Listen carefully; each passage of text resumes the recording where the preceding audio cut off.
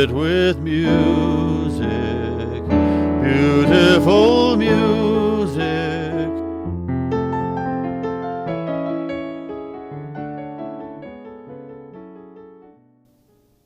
Hello, I'm Fred Miller. This is yet another one of my lectures in song. A little background on me. I was born in Albuquerque, New Mexico.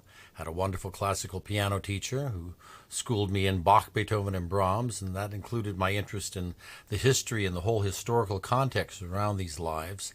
I was as interested in that as in the music.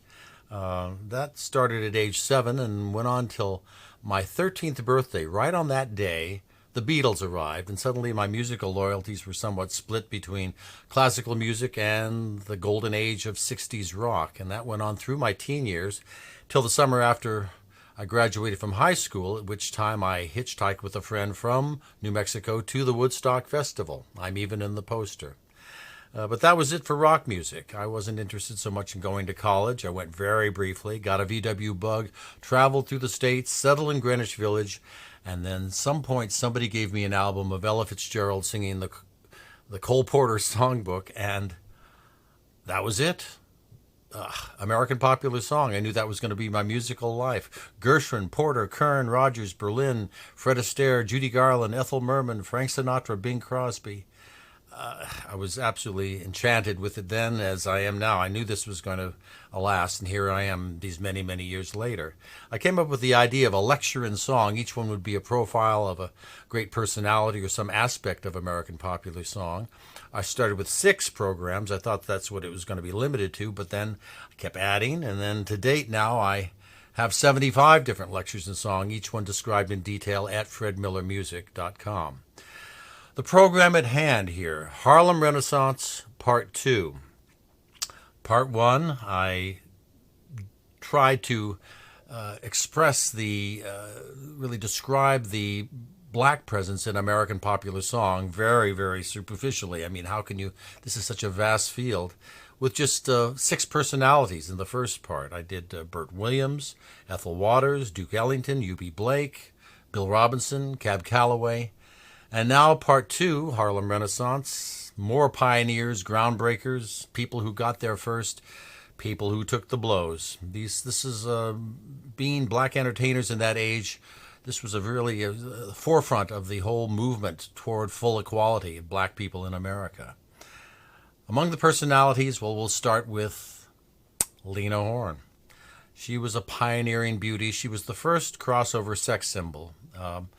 Her life really depicts the challenges of being black and beautiful in the 1930s and 40s.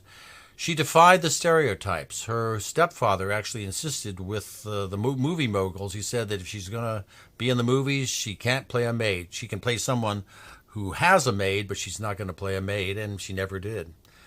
She ultimately became one of the most glamorous figures in song style. She was just one of the great stylists, but the whole road from the beginning was a little bumpy. Born in Brooklyn, 1917, lived until 2010.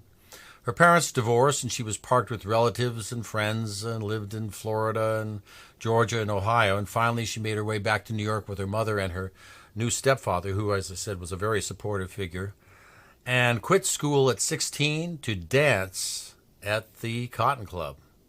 The Cotton Club, that time, 1930s, the songs were really, the repertoire was really dominated by the songs of Harold Arlen and Ted Koehler, and those would become very much part of Lena's repertoire here. I got the world on a string, sitting on a rainbow. Blow, ill wind, blow away. Let me rest today. I got a right to sing the blues. I got a right to feel low down. Now a whole song. What's the use? There is no excuse to be hiding what's on my mind. Loving you is a secret I can't conceal. Since we met, I've been all upset, but I've really made up my mind to confess just exactly the way I feel. Maybe I can't live to love you as long as I want to. Life isn't long enough, baby, but I can love you as long as I live. Maybe I can't live